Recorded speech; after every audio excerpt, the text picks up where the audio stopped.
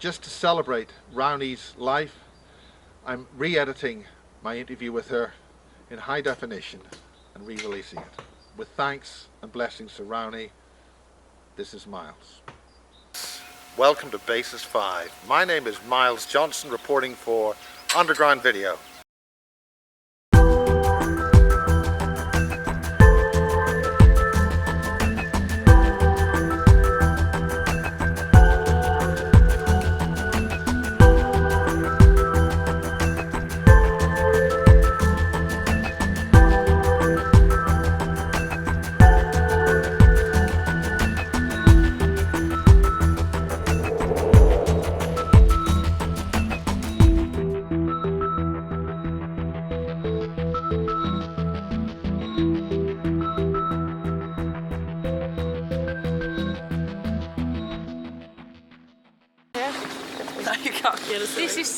This is Lisa and Anna. Yes. And Lisa and Anna are two sisters. We are mother and daughter, and we believe in the law of one. We are happy to be here. Excellent. Yes. Outside Oslo. It's called Son, and it's in the middle of Norway by the coast. Ah, so this explains the strange structure behind you. What do you mean? In the middle of this field. Are you referring to the dog? No, I'm thinking of this sailing ship. Yeah, that's a sailing ship. We are a sailing nation. For everyone who doesn't know, they should know, shouldn't they? Yeah, but this looks like we're in the middle of a golf course or someplace. No, we're at the harbour, Miles. If you just swipe the camera along, you would see. Ah, we're in the harbour area. But it's now quite empty because it's winter. It's now February. Is this winter? 14th or 15th or something. Gosh, this is winter time. This is winter time. And it's lovely. Does this white stuff grow out of the ground in the winter time? Yes, it does, doesn't it?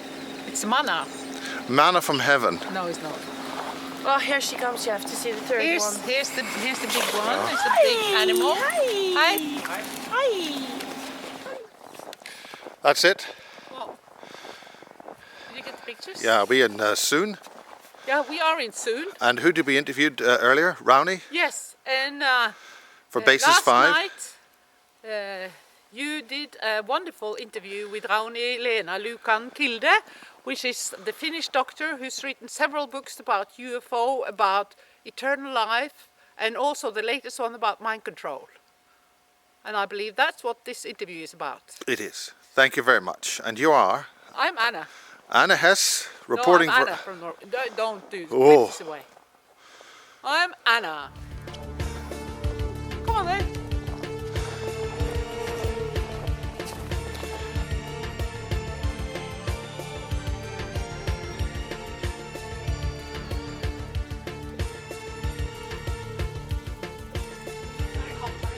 Nej.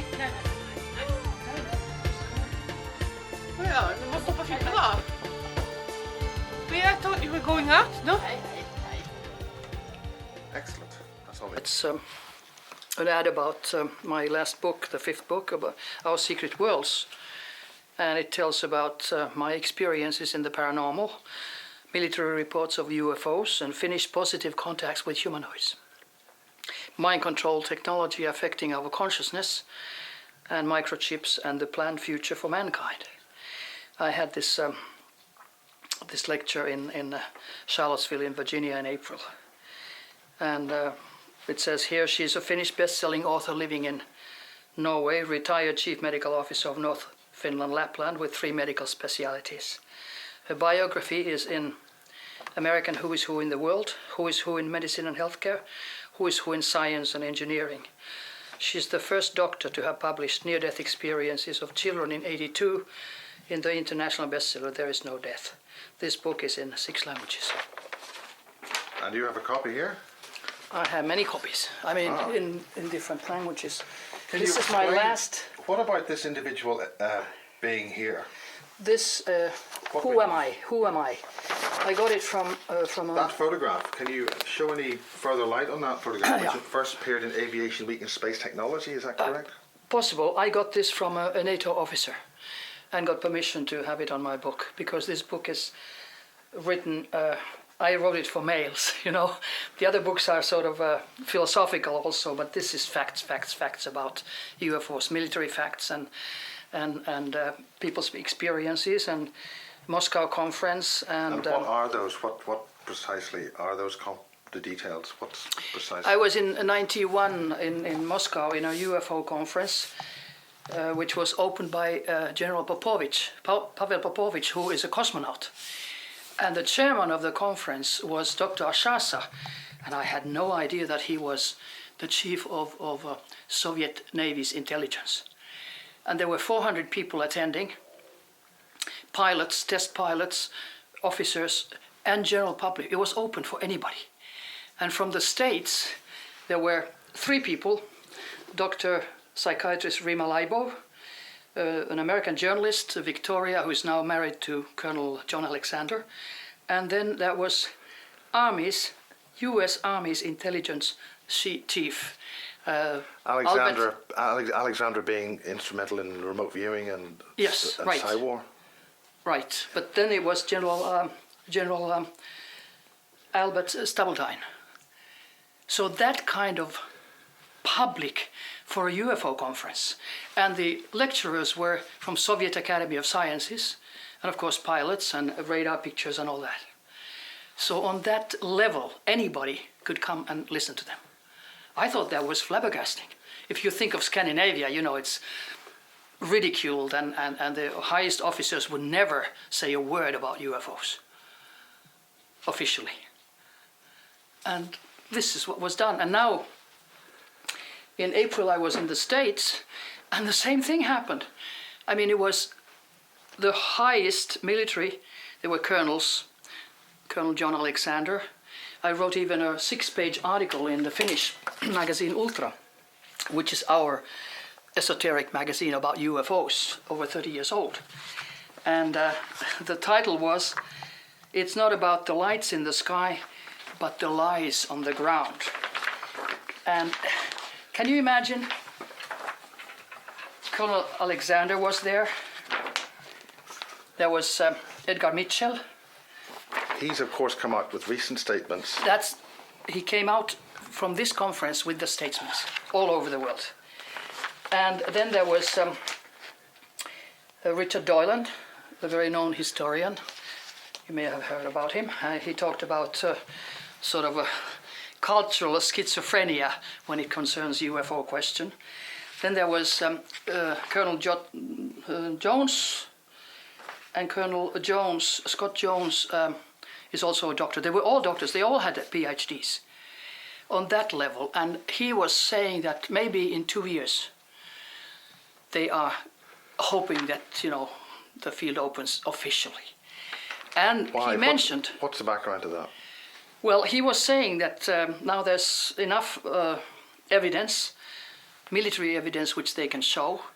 And he was mentioning that Norway could be one of the candidate countries where things come out. We'll see. What's the connection with Norway specifically that they would want to do that? I don't know. He didn't mention that, but I thought Norway is a NATO country. And Norway is very much involved with American military. So that could be that they don't want US to announce it. So who do they come to an ally? Maybe. Yeah. But I have no idea. Do you think there's an ET facility within Norway? I can't say, but I do know that they have a lot of mountains in Norway and they have military involvements inside the mountains. And we have one of the largest HARP type transmission systems in Norway. That's right. It's in outside of Tromsø, the biggest HARP type of thing, part of ASCAT system. What's that exactly? ASCAT system is the system going from Tromsø, first Svalbard, Tromsø, Kiruna in Sweden has the headquarters of the whole system, and then in Lapland, in Finnish Lapland, in Sodankylä. And, you know, when they blast electromagnetic fields, so it goes through all of Europe. And do you think that's a form of mind control?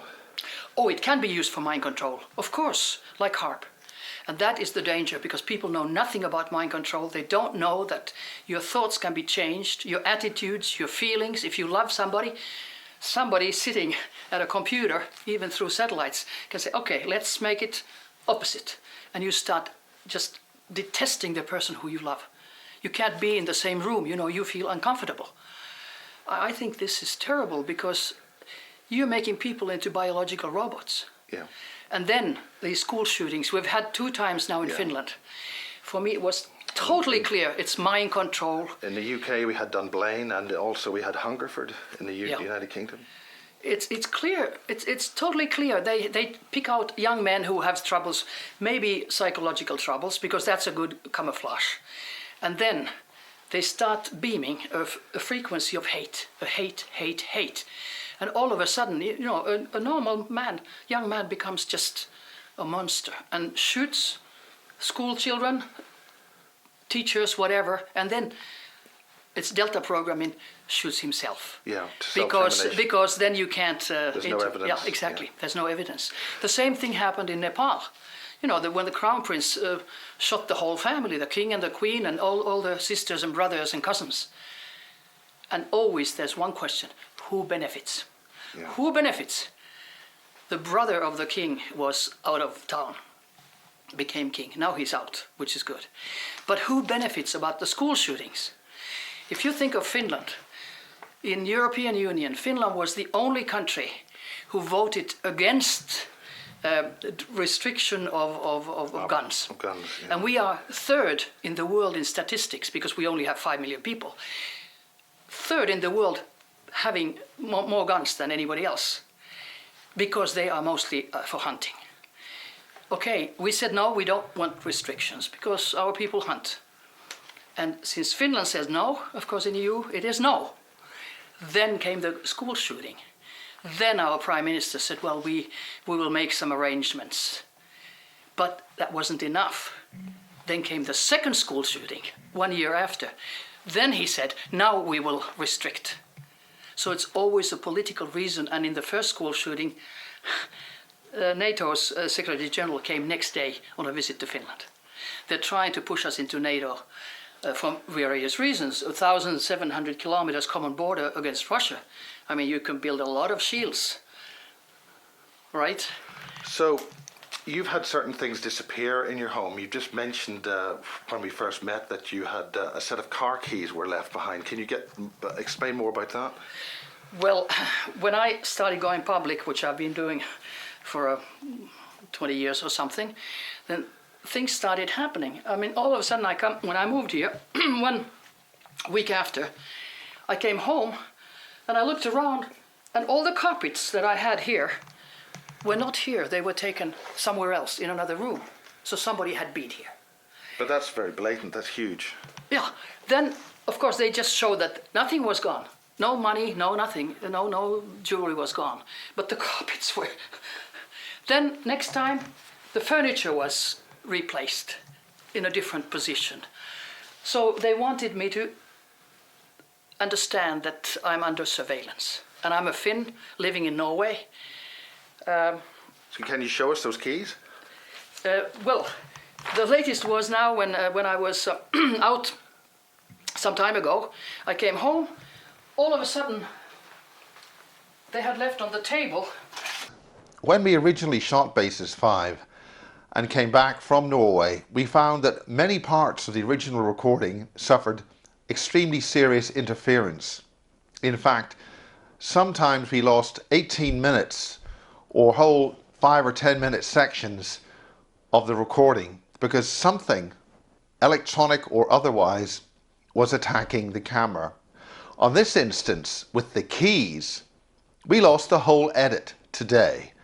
So we've reassembled the edit, we've taken still frame grabs, we've managed to do that without the computer being shut down. And at this moment, we're including what happened when those keys, which were left in Rauni's house, interfered with my camera at the time. I came home, all of a sudden, they had left on the table it's car keys for Volkswagen. I don't know a single person Volkswagen.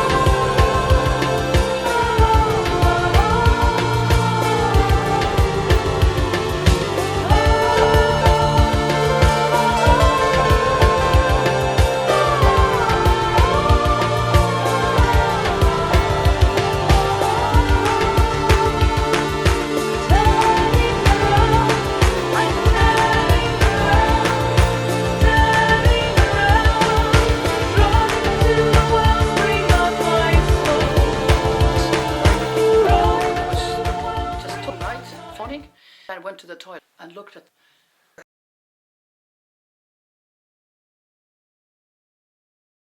So, if I sit here, what I'll do is I'll sit here. Maybe I'll wander. Excellent. Look this way. Brilliant. Great lady. Wonderful. Tell us how you got into this business. Well, actually it started when I was 15 years old. I went into parapsychology because I had a relative who said in 3 previous lives I'd been married to my husband who was a medical doctor. And I said, what? 3 previous lives? We only have 1 life. I was innocent and I didn't know. But I got interested. I started reading anything in the 50s that Finland had in the libraries.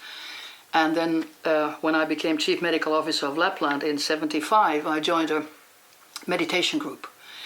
And 1 second. in that group, In 1955, yes, I started reading anything that in Finland you could find in the libraries. And in 1975, when I had read enough, I thought, I joined a meditation group when I became Chief Medical Officer of Lapland in Rovaniemi at the Polar Circle in north of Finland. And there I became an automatic writer. I sat there in the group for 3 years. Nothing happened to me, but everybody else seemed to develop. But I felt like I would have had a spiritual sauna. I went there tired after the work, and I came, out just vibrating. Until one day, we were meditating, my hand went out and started doing the figure 8. I couldn't understand, so I tried to get it down. I couldn't, there was a force. And I took the other hand and I tried to put it down. It didn't go. And then I thought, this is automatic writing, sign of eternity. And I said in my thoughts, right into the air. What happened? My hand stopped and started writing into the air block letters, S-O-L-V-E-I-G, Solveig. And it dropped. And that was the name of my relative who had died 2 months previously, who, when I was 15 years old, said, in 3 previous lives I've been married to my husband. I was shocked. And then after the next week, I took a pen and a pencil. I thought, if this happens again, and sure enough, my hand started going. So I said, go and write. I had pen and a pencil. And it wrote the whole name, Solveig, with the last name, I am alive. I mean, come on, she had died 2 months before. And I thought, this is weird. Next time, the same thing happened, and then it was religious text. God is love, and I'm not religious. Maybe a little bit spiritual, but not religious. And I thought, what is this? So what's going on?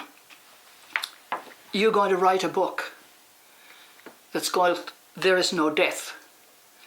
And I thought, what is this, And then also, you're going to Malaysia.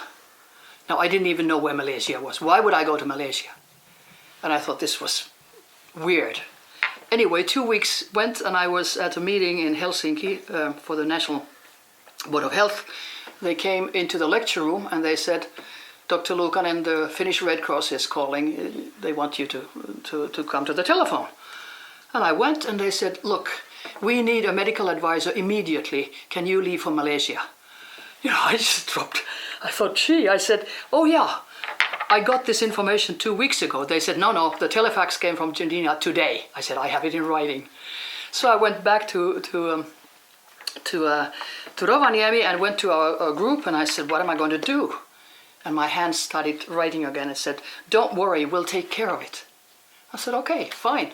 Because I didn't dare to deal with these energies because I didn't know what it was. And so I left for Malaysia, for Kuala Lumpur, and in 2 weeks the Swiss ambassadress asked us Red Cross ladies for a smörgåsbord, for a lunch. And there comes a lady sitting next to me saying, I'm Gina. I said, I'm Rauni. And the first sentence she says, would you like to join our group? I said, what group? Well, we're a group of 7 Chinese ladies and we're developing our psychical abilities. I sat there like, don't worry, we'll take care of it. And I joined the group and I continued writing and got instructions. And my writing was once, your book is already written on this level, on the other dimension. give your hand and give your time. That's when I wrote the book, There is No Death, in 24 hours, when I counted together all the times. And it's an international bestseller in 6 languages, has sold 170,000, which is enormous for a Finnish book. But I was told in writing it's going to be an international bestseller. Just stopped. That give the How rights. did you get published again? Well, You I had have a a friend? friend who is a journalist, and it was interesting that she got engaged. And I said, what can I give you as an engagement present, because you have everything? And she said, give me rights to your book, to your manuscript. And I said, wow, just here, take it. And that's how it was published, with a very, very known publishing company in Finland. How was it received? Was this new knowledge something that was... Well, it became, how would I say, the discussion of books that year. It was 1982. And at the same time, it was published in Sweden, because I had some articles in Swedish magazines, interviews, and had mentioned it. So a publishing house from Sweden called me and said, can we have your book? But that was before I had finished it. I said, look, I'm writing my first book and it's not finished. It doesn't matter, we'll take it. It became #1 bestseller in Finland. It became #1 bestseller in Norway, #5 bestseller in Sweden, and then it's also in Danish and Icelandic and Spanish. And a lot of discussion because of my background. I mean, come on, I was Chief Medical Officer of Lapland. I was even How was it received by your colleagues? Colleagues didn't actually say much. They just smiled I'm sure they talked behind my back. But one psychiatrist had called the Chief Medical Officer of Finland and said something that, she must be crazy or whatever. But I had replaced him. I had been working in the National Board of Health, and for a very short time I had replaced him. So he knew. He said, just read the book. But I heard that it was forbidden in the psychiatric institutions in Finland. Interesting. Because if we look at Professor John Mack, I know in him. the United States, Yes. and the terrible trouble, he was effectively put on trial. Yeah. How did you not get that kind of treatment? I don't know. I don't know. What was... One thing which I think is the difference between Finland and America. In America, they oppose anything of the paranormal. They have their CIA doctors who have been even putting the psychiatric manual for DSM, Diagnostic Manual for Psychiatric Disorders, and they make just about whole paranormal phenomena as a sign of mental illness until 1992. Even telepathy and contact with the energy of the dead was 50% of the diagnosis of schizophrenia. Now, there was so much opposition from Europe that in 1994, in the new Diagnostic Statistical Manual for Mental Disorders, #4, they had taken away that and said that UFO contacts and the paranormal are religious and spiritual problems, which they aren't actually either, but it's better than labeling a person schizophrenic. What critical thing happened in America to make that change? I think there was a lot of pressure from, at least in Europe, our psychiatry professor at the University of Helsinki, who was also European Psychiatric Association's president, said personally to me, he's retired now, Kalle Akte, he said that we are not going to take that Diagnostic Statistical Manual at use in Finland. I said, why not? He said, it doesn't fit into our culture. It doesn't fit into the Scandinavian culture to make normal paranormal phenomena as schizophrenia. But it was induced. We had it. But now we're gone over more to the WHO labeling of diseases. So how does that affect? How have you had an influence in that with the United Nations and World Health Organization? How do they equate with that phenomenon that you're? I haven't read it all because I've been retired already so long. But it is milder, and they are. I would say they understand at WHO cultural differences. Already in 1970s, was in the middle or something, they made a decision, the General Assembly, that so-called folk medicine should be used. Of course, in Western countries we don't We only use the traditional schooling medicine. But thinking of Asia and Africa especially, so they use a lot of folk medicine, but they wanted that integrated into the medical profession. And I think that would be excellent. That's alternative medicine. And today it's coming up, and about 50% of people in Norway and in Finland use alternative medicine. But what happens with the medical profession? We had a Gallup in '88 first, and can you imagine it was, I recall, was it 64% of doctors said they want nothing to do with healing, for instance. And 13% said they would not treat patients who have had alternative treatment. I mean, this is totally unethical. Then a few years went and the figures were a little bit better, but generally it's still the same. There's a lot of opposition, and I don't think it is a coincidence. Doctors know nothing about healing, except those doctors who treat patients with healing. And even Alexis Carrel, 1912, he got a Nobel Prize in medicine. He said that the power of the prayer is as demonstrable as the secretion of the glands. I myself wrote an article in '89 already with 5-6 pages of references in normal school medical research about healing, which is very positive. I was representing Finland at the Nordic chief medical officers meeting in the middle of 70s. And I was very surprised because I was adjutant to our chief medical officer, and they were dealing with paranormal. Chief medical officers of Nordic countries. And he said to me, well, you give the views of Finland. I said, what? Whatever you know. I said, wow. And there I found out that the Swedish, at that time, chief medical officer was a little skeptical. The Danish was also, but Icelandic. He went full with research about that 41% of Icelanders have been claiming to have contact with the energy of the dead. Can you imagine? 41%! And at that time, Diagnostic Statistical Manual said that that's a sign of schizophrenia. So are 41% of Icelanders schizophrenic? No, of course not. Why Iceland?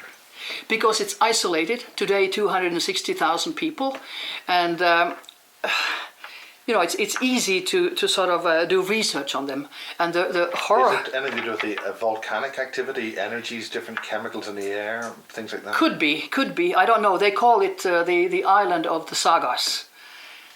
So maybe what's that? Saga. It's like fairy tales or whatever. And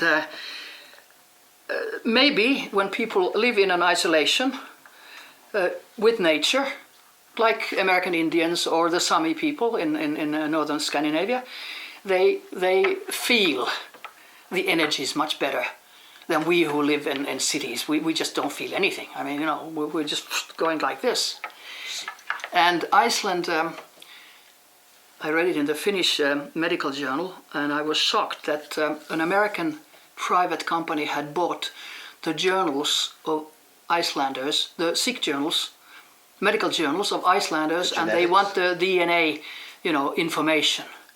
Now a whole nation is sold to a private company who can then deal with, do whatever with their DNA. What do you mean by genetic targeting or genetic tracking? Whatever. I don't know what the agenda is, but I think it's very scary. Very scary. So let us get on to how you got involved with even talking about mind control. What brought you to that point to I think I've thought about it myself. I think it's like steps. First was parapsychology, then I got interested in ufology, and then the next was mind control. But it's very dangerous, I've found out, especially in the States, to combine mind control and ufology. Because, of course, there's spaceships. I mean, there's absolutely military, films and evidence, and not only films. I mean, they have alien bodies, and they have done autopsies, etc. in the States, and probably in Russia too. But there's also mind control technology, which makes people think that they have alien contacts. they hypnotize them from remote. And they can see... How does that work? Can you explain how that works? How they can do that? I'm not technically, so knowledgeable, but let's put it this way, that through computers, and they can be directed to satellites, and they can be directed right to you. One of the things everybody has nowadays is a computer. That's right, but I'm talking about supercomputers, which have at least 180 trillion floating points in a second. In a second, when our brain is only 5,000 bits a second. We're no match to any computer. What time are you talking about when you say that kind of figure? This figure was the last one that I read about, and it was about a year ago I found it. But I'm sure NSA, National Security Agency in America, has much faster ones. Because when they give out information to the public, that's 30 to 50 years old. But this was official, source where I got that. So how do you think that mechanism works in accessing a person?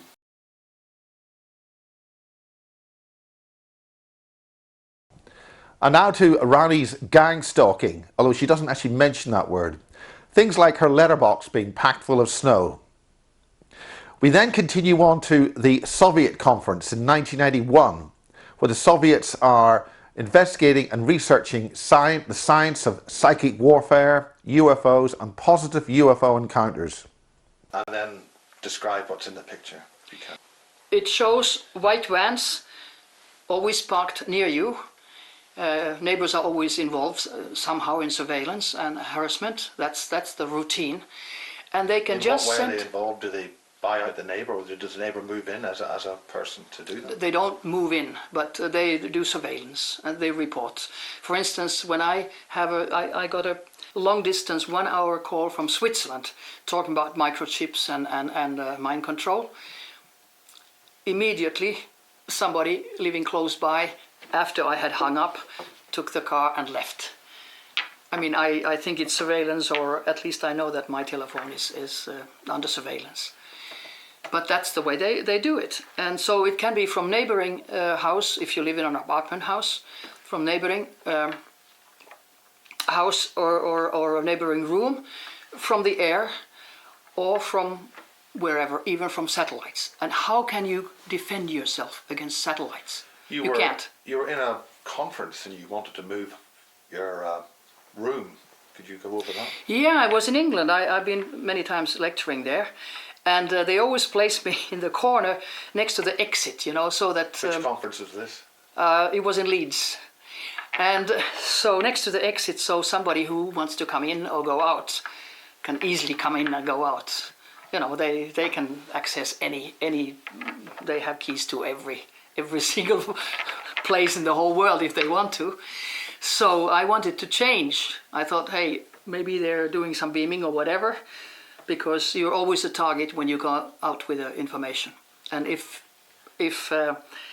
like every time I have lectured or done something, they do something. Like they heard surely that from the telephone that I'm going to have an interview with you. What happened? I came home yesterday. My postbox was smashed. 23rd time on the 23rd of January. They always use symbolism.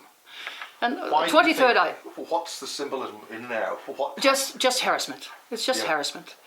Just harassment. And then a friend of mine who picks up my mail said that, once she opened it, it was filled with snow. I mean, it's impossible. They've filled it with snow, and my containers for rubbish with snow or with water or whatever. And the people who clean up the rubbish for 5 weeks didn't clean up. There were just, white little masks going around.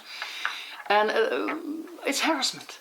They think that when you're being harassed so much, maybe you will shut up. Maybe you get frightened. I don't get frightened. There is no death. I'm not afraid of death even. So what do you most want to get across? What are the main points? Do you have 5 points that crucially you want to concentrate on and actually make sure people know about? Well, I usually have only 2. Okay. And number 1 is there is no death. Man is a mind, not a body. 80 7% of your brain is water, 70% of your body is water. Even doctors forget that. What holds it together? That's energy. You are an energy field. And when you die, you just leave your body, like in out-of-body experiences, near-death experiences. I've read the first medical article in a Finnish medical journal about near-death experiences in 1983 already. So you are absolutely an energy, and if you believe in Einstein, energy doesn't disappear, it only changes form.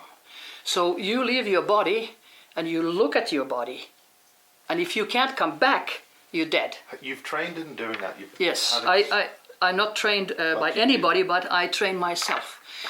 And it was... You have a nice story about that. Yes, actually it was in Rovaniemi, it was November, and it was dark.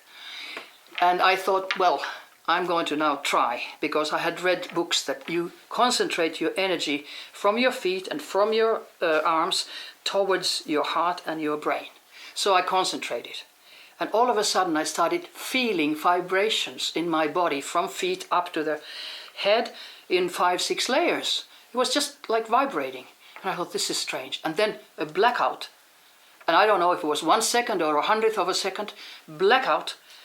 I was floating above my body in the same position, which was funny because I had my knees up, you know, in the same position and floating towards the ceiling. Of course, I had read about it, out-of-body experiences and how people, you know, experience it. But I was looking down at my body and I thought, hey, wait a minute. I could see that my body's breathing was very slow. I worked as an anesthetist, for instance, so I can count 60 seconds without a clock. So I started counting. And I saw that my physical body was only breathing 10 times a minute when normal is 20 times a minute. And then I got worried and I thought, hey, what's the pulse? So I took the pulse of the physical with the astral body, which was, you know, floating. And I started counting. It was 32. Instead of 60, which is normal, you know, when you're resting. Then I really got worried. I thought, hey, am I going to die? Is that body going to die? All my thoughts were in the astral body. Nothing was in the body. It was just like, you know, old clothes. And when I thought, oh, am I going to die? I thought, oh, mother, help me. And my mother lived 800 kilometers down south in Helsinki.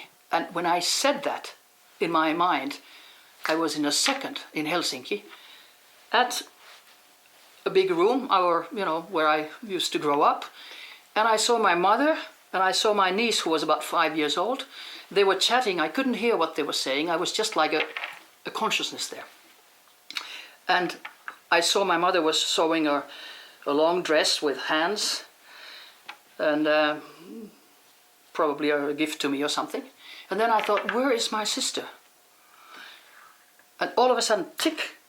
I was at a cocktail party. I was looking. I saw my sister flirting with a family friend. I looked around.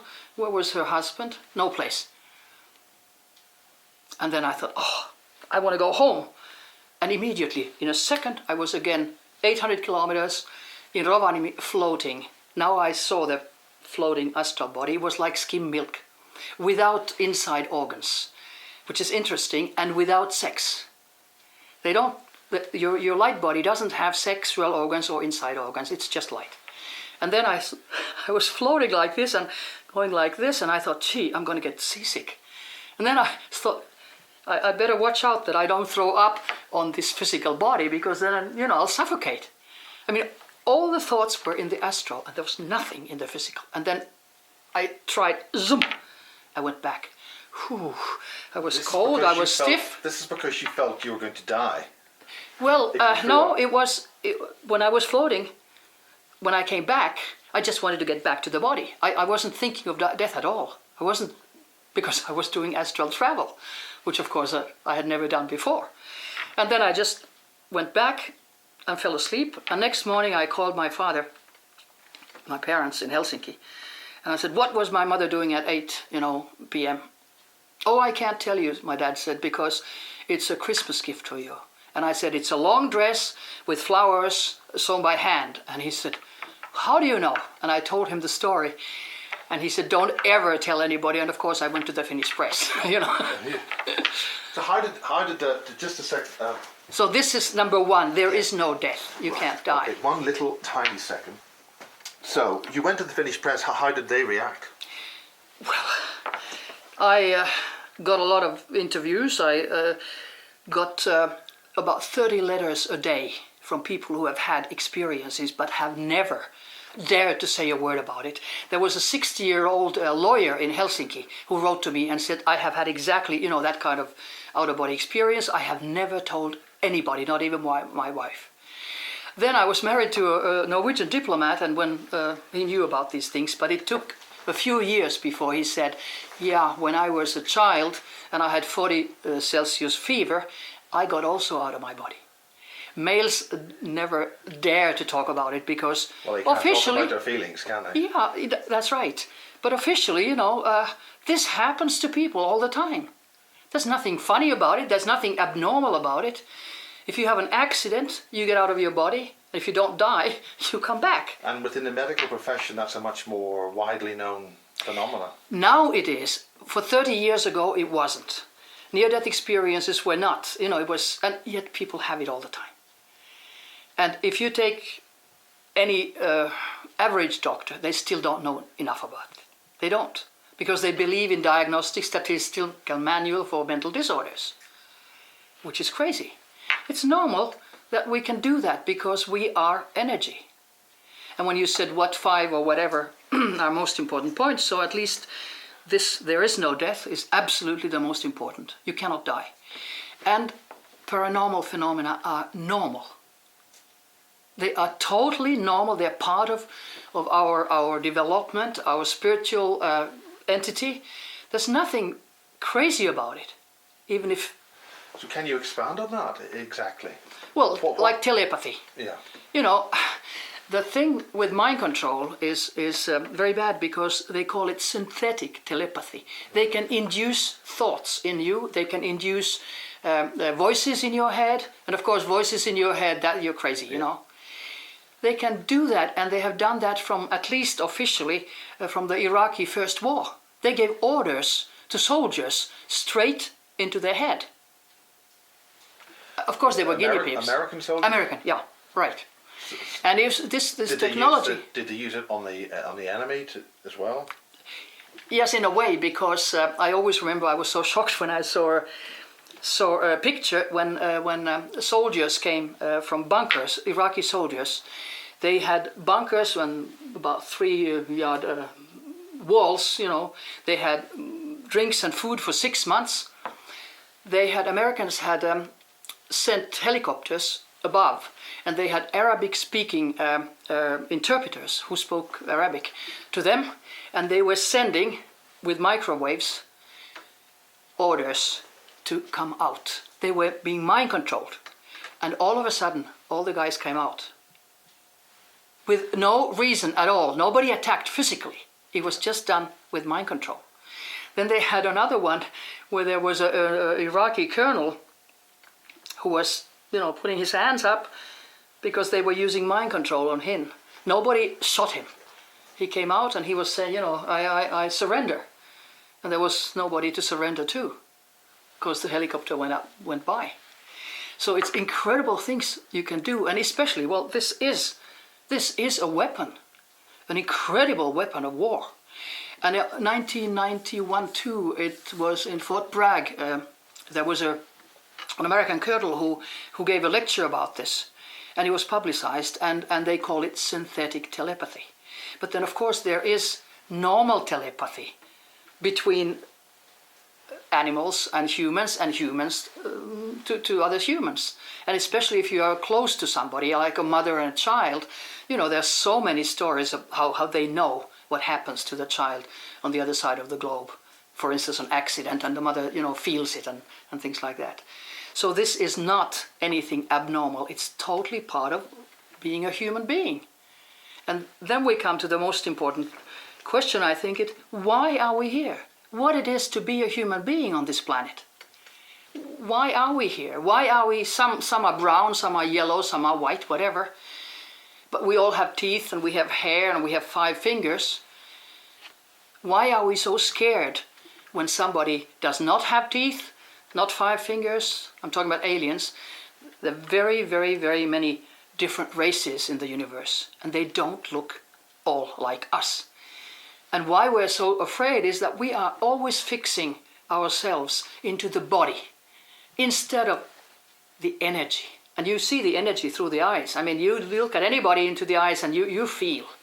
That's what we should do with all ETs and all life forms in the universe, because we're so limited that we think that everybody should be like us. We say there's no life on some planets because there is no water, because there's no oxygen. We need the water and oxygen. There are races that don't. But we say you have to have this. So let's split the real aliens from the fake government aliens. Yeah. Can you discuss more about the sort of fake MyLab aliens first, and then we'll go on to the other?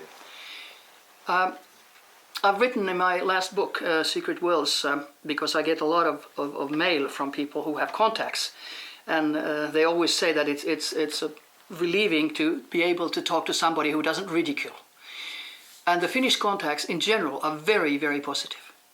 They're very positive. They come at nights, they kiss you on the cheek, they talk with you, they take you up, they don't harass you or do anything bad. Now, in my mind, the question is this real? Because this could be also done with mind control. Now, how can you separate the two? Can you name any mind control projects that would be able to do that? I have a whole list I can show to you in a minute. It's a 1 page. Of course, they tried with Mac Ultra, Naomi, and all these when that was already in the 50s. But they are doing it. What names again? I didn't quite catch that. Like Mac Ultra, that was MK Ultra, yes. Yeah, MK Ultra, MK Naomi, Rainbow, and whatever. But I have a whole list written down. Okay. And of course, if you think what the technology was in 1950s, think what it is 2009. Where do you think they got the mechanisms for those technologies? A lot happened in the 50s or the late 40s. A lot, I think, was remote. I mean, when they got crashed UFOs, when they got alive aliens, they got information. How long do you think that's been going on? Back to the 1930s? Probably, but I was just in near Washington D.C. in April 2008 at this X-conference, Second Insiders Conference, like they called it, and there was Jesse Marcel, and who is a doctor living in Montana, and he's a colonel, retired, and his father was the Jesse Marcel Senior, who at Roswell took home a piece of this, piece of a UFO, and showed it to the son, who was at that time 11-year-old, and said, "You look at this because you're never going to see it again." And he drew, the 11-year-old Jesse Marcel Jr. drew the figures that were there. They were like hieroglyphs. And he also, in his lecture, showed pictures from 1800, end of 1800, of UFOs, and from the US, UFOs from 1932. And as you know, generally they say, oh, it was 49, with Kenneth Arnold. The official information is often lies. Unofficial. The Kenneth Arnold thing, a lot of that's been suggested is actually a lot of German World War II technology. And in Sweden, Foo Fighters. Yeah. Oh, it's been going on. Can you discuss that? Why not? I mean, take the Bible. There was a NASA engineer who read the Bible because, they have these crafts like fire coming down. And then there was some entity coming down. And it is a perfect description in the Bible of this craft coming down. So this NASA engineer, took it and that's a book. There's a book on that, isn't there? Yeah. And it was like a UFO. So at least 2,000 years ago already. Yes. So how far back can we go? So in Finland, there's talk about during World War II flying discs, technology coming to the Nordic countries. It was mostly in Sweden. Yeah, Sweden. So do you know anything about that? No, except the ones that have been published, that they existed and they didn't know what they were, and of course they thought that it was the enemy's new weapons or something like that. So in your position in Finland, you've been to Russia Yeah. for some conferences. Can you Yeah. talk about some of those? Well, I went to Siberia at Novosibirsk, and that was interesting because it was Arctic medical research. And of course, I was with Arctic Medical Research in Finland and in the Nordic Committee for Arctic Medical Research. And one thing that really got me was that there was Dr. Kashnashev, I think his name was. He was doing research with bacteria and their consciousness from one file to another. Something was happening to the bacteria here, and the bacteria here, was reacting. Which is interesting when you think of telepathy, consciousness, whatever. So the bacteria have a consciousness of communication? Well, I mean, communication. Yeah. Communication. So if you think that we are a little bit more advanced than bacteria, so we have tremendous energy and possibilities for communication, normal telepathic communication. Can you discuss anything about the Soviet research into psychic phenomena or anything like that? The Soviet Academy of Sciences officially has been for decades researching the paranormal. Of course, because it is a weapon also. And in this conference in Moscow, there were members of the Soviet Academy of Sciences who gave presentations. When was this conference? It was in 91 in Moscow. And what surprised me most was that they were so open about the research. And now, how did you get to this conference? Because I knew the psychiatrist Rima Leibo from a previous conference, and she was telling me that she's going to this Moscow conference, and I said, is it possible that I could come because I was in Finland? It's a short trip. And she says, yeah, it's open, just come. So I just hopped on the plane and came. It was that easy. It didn't even cost anything. It was free. And does that tell you about they were really trying to tell us something, a disclosure? Yeah, I do think so. And there was an assistant professor. And this is, of course, just before the Soviet Union collapsed. So yeah, it was just about a minute. Last gasp before. It was exactly. And that energy that it was going to collapse and something new coming, it was there. It was incredible energy in that, 400 people in the lecture room. And who were the type of people there? I mentioned they were pilots, test pilots like Marina Popovic, as audience, doctors, and one thing that came out, and general public. I didn't know the general, I don't speak Russian, unfortunately, but then there was a lady who was an engineer whom I had met in a UFO conference previously, so I asked her to come and sit next to me and interpret something, anyway. And then the next day was very strange because she didn't come, but two men came. I've been married to two officers, so I can see their stiff neck and their, I said... what happened to make that change? I don't know. Did she tell you something? Or? In my mind, they realized that I was a foreigner, of course, and they wanted to do surveillance. I said to the other guy, when the other one went out, you're an officer. And he was like, how do you, I said, I can smell them. I know. What is your grade? Colonel. And this gentleman who just went to the toilet, he's my chief. General, of course. They were audience. And after that, I couldn't go anywhere alone. They said, oh, no, we'll escort you to the hotel and whatever. Which actually was good because I was alone in Moscow and I didn't think anything could have happened. So I was grateful for the information. But Marina Popovic, whom I had met also before, ex-wife of General Popovic, who opened the conference, we made a deal that we'll talk tomorrow. She never came. Somebody must have interfered. I don't know. But the best thing of that conference was that there was an assistant professor, Russian, who is also going to the committees in NASA.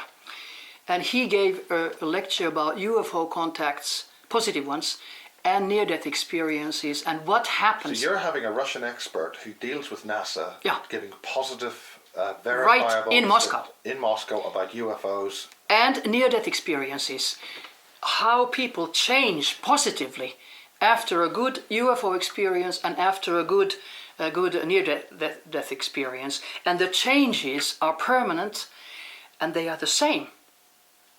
They're the same. And I thought this was incredible. I had come to the same conclusion myself, but hearing it from the podium in Moscow, I thought this is fantastic. You don't hear this in the States because, like you mentioned, what's the difference between Finland and the US? Well, we're allowed to, say what we want and we're not harassed. You go to the States or NATO country Norway, you're harassed terribly when you open your mouth. That is why you harassed here. That's to right, this day. because of the information I give. And my information is all public. I mean, I have no secrecy, no secret nothing. But there are, of course, there's a lot of work digging into old top secret papers, which are now open because of Freedom of Information Act. And what are you getting from those papers? For what information? Number one, that people are not told the truth. People are being lied to. I mean, that's the whole thing. So the lies are? On the ground. And official information is mostly lies. So what is real? We're talking about the real ET situation at the moment, right? Yeah. What is real is that we're not alone in the universe. That's my number two. There's no death and there's alone in the universe. I mean, when you go to an observatory in any country, and then you see the little tiny spot which is called planet Earth, and then you see the universe as we know it, but as we know it, and then you can't come out saying that, you feel like, I may be an ant to them. Before or Russia, the Russian Republic as it is now, have you had any further contacts? The 33rd International Congress on Military Medicine in Helsinki, the year 2000. And here you can see how they can beam an individual just straight, just to one person with microwaves, and the others are totally unaffected. From vans, from all these military equipments, also from helicopters and planes, and always neighbors. So that's they very recruit interesting because neighbors. that relates very, very closely to the kind of material that a guy in England called Barry King is. Right, nothing like changing batteries. Right, okay, take two. This document. This one. Yeah. Well, it was presented in This is at what conference? at the conference, 33rd International Conference on Military Medicine. And where was that held? It was held in Helsinki the year 2000. And this was part of my poster presentation. Excellent. And there you can see how vans can send microwaves just to one person from the neighboring house. Helicopters can do it, and all kinds of military equipment. And this was, of course, taken from the US. And how did your research enable you to find out about that? This was sent to me a long time ago by an Englishman who was doing research. Excellent. And I used that. Okay. And interestingly, this is my article in internet, which I have not myself put into internet, but it's I counted 13 languages now, even Right. Japanese, Russians, whatever. Is this based on lectures you've given elsewhere? Yeah, it's sort of it was the first publication in a medical journal ever in the world, in Spekula, Oulu University in northern Finland, medical club for the students and the medical doctors of North Finland. And this article was printed in their magazine. And it was interesting that already in 1874 in Ohio they put the first implants. Electrodes, they called them then. 1874. Oh. Somebody has been tampering with the text and put 1974, but it was 1874. It was a female patient who died. But still, so already then they were doing research in the Good Samaritan Hospital in Ohio. That's pretty startling. Yeah. It's been going on for a long time. All in Finnish also. This was the first article ever in a medical journal about near-death experiences and out-of-body experiences in '83. But it's in Finnish. So, and these probably are, you probably know them because they're from Matrix and they are from American publications. They did that on the Green and Common women. They used mind control on them. That's right. That's right. That's right. Do you have it? Do you have any information on that? Green and Yes, Common? I have read the story. Yeah. Kim something. What was her? She's dead now. Yeah. Many of those ladies died of cancer, and that's what they do. That's the Green and Common ladies. Yeah. Mm-hmm. Yeah. Died of cancer. Yeah. Because of the mind control and the microwaves. Of course, but they can cause cancer. The worst thing is that they use illnesses as weapons today. They can beam into you cancer. For rats, it takes only 2 days. But they have another frequency and they can also take it away. But do you think they give it to humans? No. And do you think that's what the reason is? They need a DNA code for everybody? Probably. Then they can also cause a myocardial infarction if they want to kill you. If they don't, they just give you angina. It just hurts, heart pain. Or they can give you a stroke. They can give you a diarrhea. They can make you vomit in a second. And this is used as a weapon. Think. A friend of mine in Dorset experienced that. There was a helicopter flew over her house. Yeah. She was just walking in the country and she had something which happened to her which made her. That's right. Vomit. I remember seeing on TV when George Bush Sr. was in Japan on a official visit, and all of a sudden at the dinner he started vomiting. And the Japanese, they went like this, and the film was not shown in the USA. But I just had one question: was it CIA or was it Japanese? And at President Obama's inauguration dinner, 2 senators. Yeah, that's incredible. And also when President Obama was giving his oath, something happened, it didn't work the way it should have been. I just thought, who clicked? Because he was smiling when he did it. Right. Anyway, and yes. Oh, this is part of which. We didn't talk about that. So let's just get a little bit on your new book. Well, it talks about. I did start with it. You took it the whole thing, so I don't have to repeat it. But there was an interesting thing. They were in the year 2003, 2 and 3. In Norway, they were having an official governmental committee looking into maybe, how would I say it, bad things that have been done in medicine to people. And of course they come to the conclusion that nothing has been done before 1975. But they didn't accept, the committee secretary did not accept the positive findings.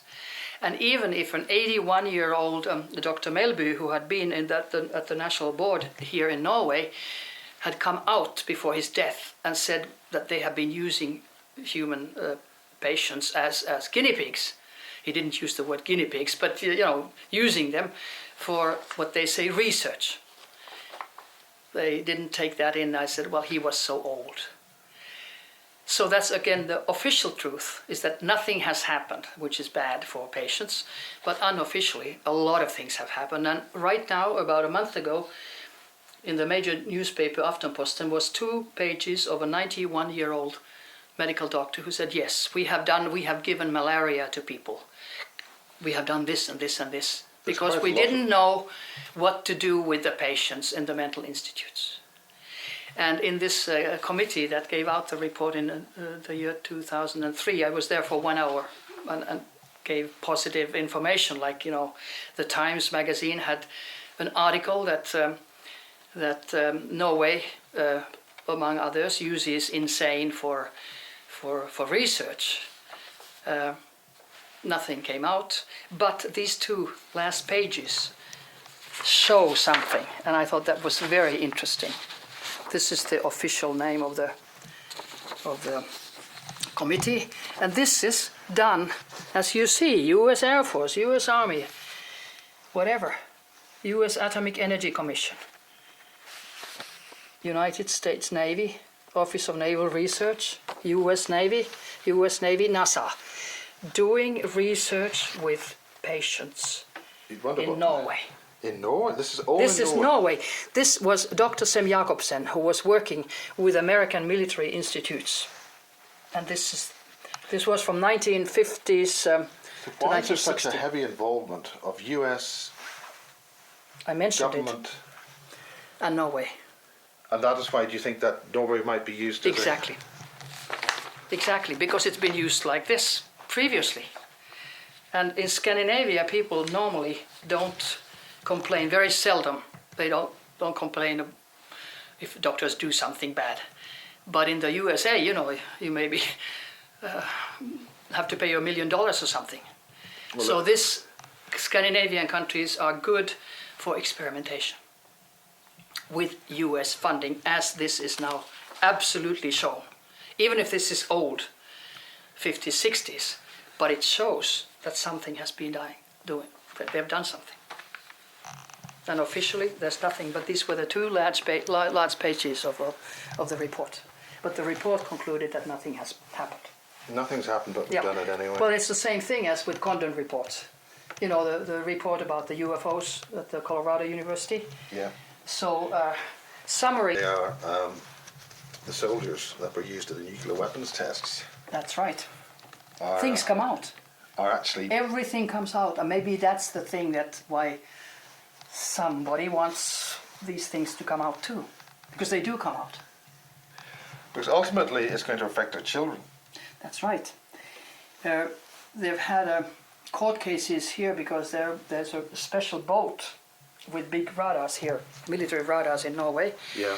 and all of a sudden the crew started having children who were abnormal. And there were so many of them that it wasn't just a coincidence. But so far I have read from papers they haven't been reimbursed in any way. But of course the child's life is destroyed, and of course it has affected the sperm of the males. Are you familiar with Tetra? I've read about it Yeah. in internet. Yeah. It's, the military. Which military? This was the conference that you just filmed, you Yes, know, the okay. International Conference on Military Medicine. Let's get it. That was my abstract. Which So stated, that's a hell of a thing for you to get involved with. that's right, and this was a neurology conference, the same MK, and this was a world conference on general practitioners, the same. And the conclusion was like here that silent sound technology, successfully also used in the first Iraqi war, showed that microwaves can cause hallucinations and hearing voices in healthy soldiers. European Parliament resolution from 1999 suggests a global ban on technology affecting human behavior. So there's a ban. They're suggesting a ban. So you've been under a little bit more attack than just strange keys in your carpet thing. yeah. How do you feel? Let's get a little bit. Yeah, like I said, I've been hit unconscious and taken to the hospital with an ambulance. I've been poisoned. What kind of poisoning? That's all very serious. It is. They put it into the fireplace, or they put it through the air ducts, and you become sick, unconscious, and throw up. And my mother was here, and it was pretty bad. I have to say. I don't want to go into details, but she's dead. And also, you've been attacked in the internet. Oh yeah, absolutely. You know, whatever. It's a campaign. It's I call it CIA's campaign for what do you call it? For discrediting. I mean, it's clear, and it's very interesting that the leader of UFO Norway is behind lies a lot. The leader of UFO Sweden too, not that badly because he's a journalist. He's more cautious.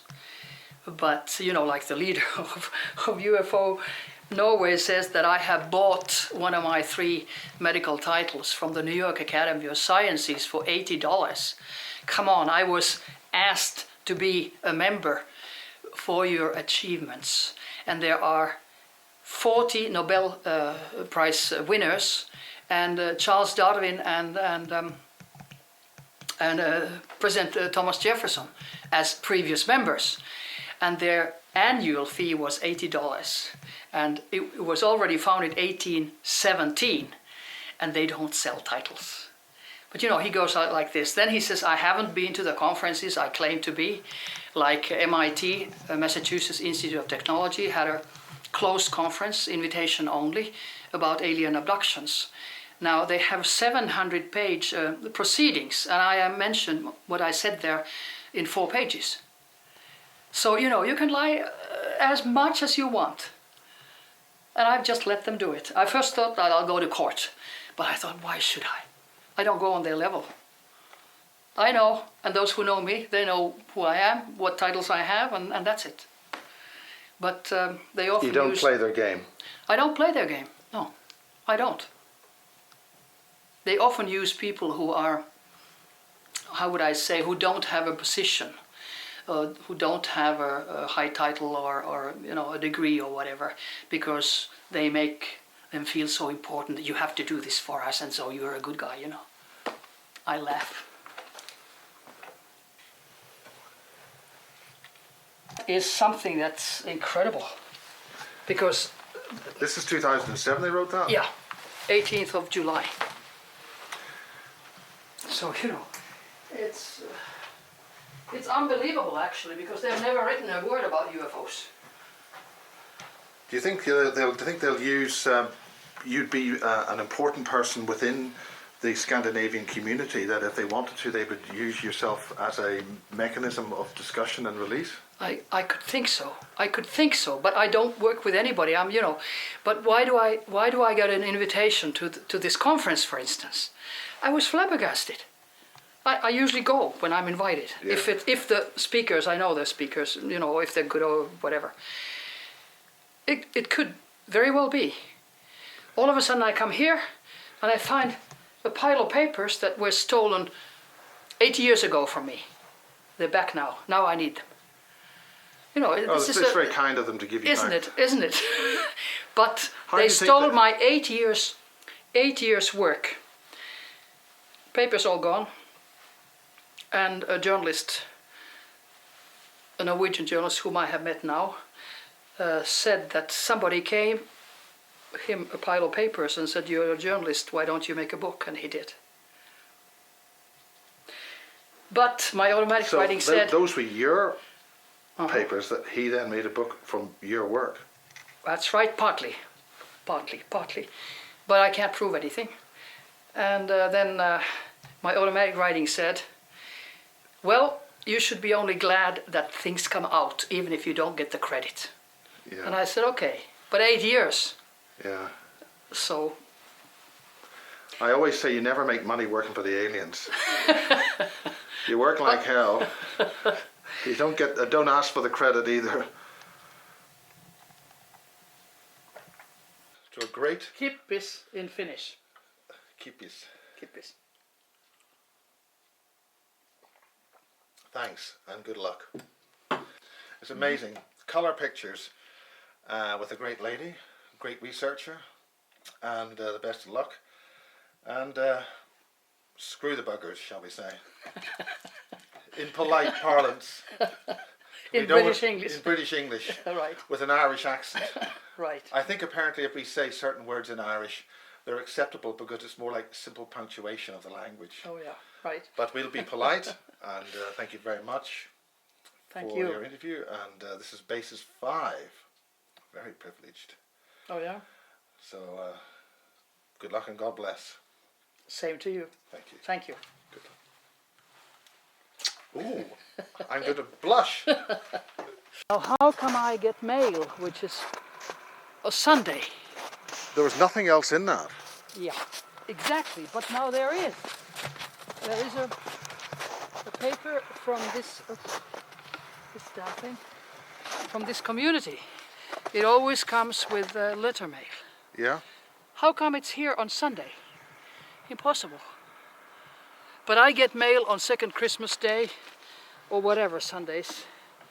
This is proof again, harassment.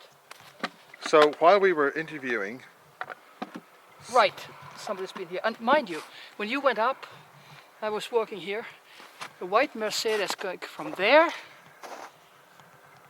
turned around, came back, just to, you know, to harass. Surveillance. So what? have you thought of walking up to these guys and saying, Oh, I can't bother. "What's your I name?" think they're so low that why should I? I don't want to go on their level. Don't stoop to their level. Right. So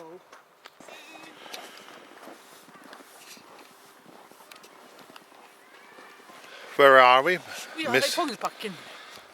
This is the Vigelands part after Gustav Vigeland, who's the creator of this. And it was, I think they finished it in 55, 56 or 57, I can't remember. 1950? Yes. Oh my God. And you see the monolith there? That was granite. It came from the south of Norway, southeast. And they would transport this one block of granite at night time on big timber logs. Yeah. Roll it slowly up. And if you come up here, you see, this is famous, worth it for its statues. Yeah. But what people are not so aware of is there's a perfect geometry to. There's a sacred geometry. Sacred geometry. Underneath and behind every thing that happens, and it's a reflection. Is a portrait of the totality of life. And you see here, he's bringing some mythologic creature, the dragons and stuff up there. You, as you Guardians. look closer, you will possible emotions of human life, relationships. There's old people here, there's babies, young, and look, there's a woman struggling with the dragon. You can't really tell because of the snow, but the miles, there's so many here, you can't really do that because there's too many. Yeah, I can see that. Come on. That has the reptilian over the woman. And it's a very classical, very, very famous, called the angry one. It's a baby being angry, having a tantrum. Where's the angry Yeah, baby? we'll get to it very soon. And he has many motifs of the wheels of life. Many of those. That's one wheel of life. Here's the one. Here's the tantrum. He's always his portrait. If you look absolutely close to his face, you can see. And you have motifs of breaking free of the cycle of life and all that.